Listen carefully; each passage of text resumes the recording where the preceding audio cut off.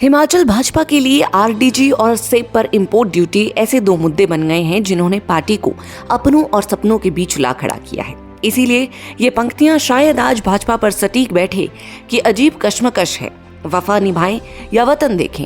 वो चुप रहने को कहते हैं, यहाँ उजड़ता चमन देखें। एक तरफ केंद्र की मोदी सरकार की राजकोषीय अनुशासन यानी फिस्कल डिसिप्लिन वाली नीति है, जिसके तहत हिमाचल जैसे छोटे पहाड़ी राज्यों के आरडीजी में लगातार कटौती की जा रही है। हिमाचल भाजपा के नेता ये जानते हैं कि अगर प्रदेश की आर्थिक सेहत बिगड़ी और कर्मचारियों के सैलरी या पेंशन में देरी हुई तो सवालों के घेरे में वो भी आएंगे।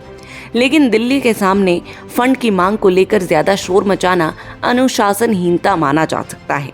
ऐसे में भाजपा नेता सार्वजनिक मंचों पर इस वित्तीय संकट पर चुप्पी साधने को मजबूर है और कोसने को सुख सरकार तो है ही, जबकि पर्दे के पीछे उन्हें भी पता है कि ये खामोशी आने वाले चुनावों में भारी पड़ सकती है।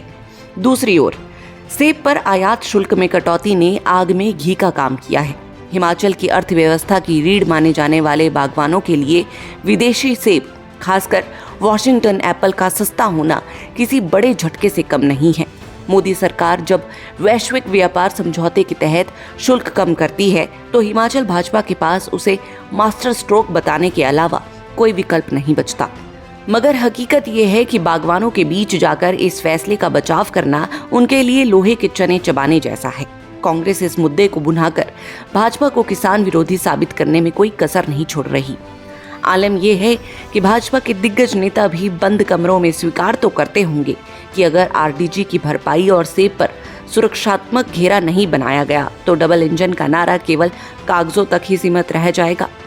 अब सवाल ये भी है कि क्या भाजपा का प्रदेश नेतृत्व केवल दिल्ली की जी हजूरी करेगा या फिर पहाड़ के हितों के लिए बगावत का जोखिम उठाएगा, क्योंकि इतिहास गवाह है खामोशियां भी अक्सर बहुत कुछ कह जाती है, अच्छी भली सल्तनत भी मिट्टी में मिल जाती है।